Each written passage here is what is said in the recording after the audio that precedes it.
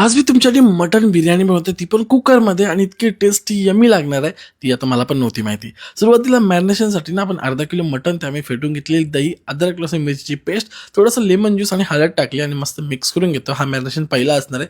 त्यानंतर कांद्याचा आपल्याला बरिस्ता बनवायचा आहे, म्हणजे बारीक कांदा असा लांब-लांब कट करायचा आहे आणि तो तेलावरती फ्राय करून घेतो, असं गोल्डन करून घ्यायचा आणि हा कांदा आपल्याला पुढच्या मॅरिनेशनमध्ये यूज करायचा आहे. इथे टाकलं काश्मीरी मिरची, थोडंसं टाकलं लाल तिखट, त्यानंतर टाकलं धने जिरा पावडर, त्यानंतर टाकलं बिर्याणी मसाला, चवीनुसार मीठ टाकायचं, थोडंसं अद्रक लसूणची पेस्ट आपण याच्यामध्ये ऑलरेडी टाकली होती.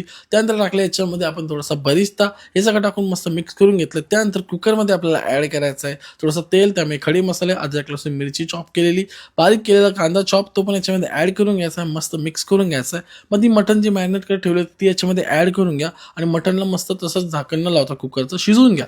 थोडीशी शिजवून घ्या. त्याच्यामध्ये आपल्याला मस्त तेल वगैरे सुटला की मग याच्यामध्ये पाणी ॲड करायचं आहे. पाणी लिमिटेड ॲड करायचं आहे, जास्ती कमी नाही, जास्तीत जास्त नाही, असं ॲड करून घ्यायचं. पण झाकण लावायचं आहे आणि कुकरच्या 2 शिट्ट्या होईपर्यंत मस्तपैकी मटण शिजवून घ्यायचं आहे. कधी कधी तुम्हाला 3 पण घ्यावे लागतील.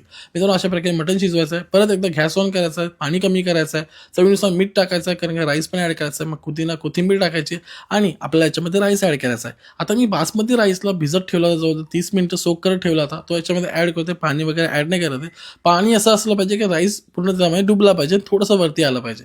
मग कांदा बरिस्ता जो टाकायचा आहे, थोडंसं कोथिंबीर पुदिना टाकायचं आहे, बिर्याणी मसाला टाकायचा आणि केसरचं दूध टाकलं मी याच्यामध्ये आणि देन परत एकदा झाकण लावून घ्यायचं आणि कुकरच्या 2 शिट्ट्या घ्यायच्या, ज्याच्यामध्ये राईस शिजणार आहे. पण कुकरच्या 2 शिट्ट्यानंतर गॅस बंद करा आणि 15-20 मिनिटं तसंच ठेवून द्या, जेणेकरून दम लागेल. आणि दम लागला मला बोलता बोलता, पण इतकी मजेदार यम्मी बनवलेली बिर्याणी तुम्ही एकदा नक्की ट्राय करून बघा. पाहुण्यांना तर लय आवडेल आणि तुम्हाला घरच्यांना पण खूप आवडेल. ते एकदा ट्राय करा आणि मला सांगा कशी झालेली.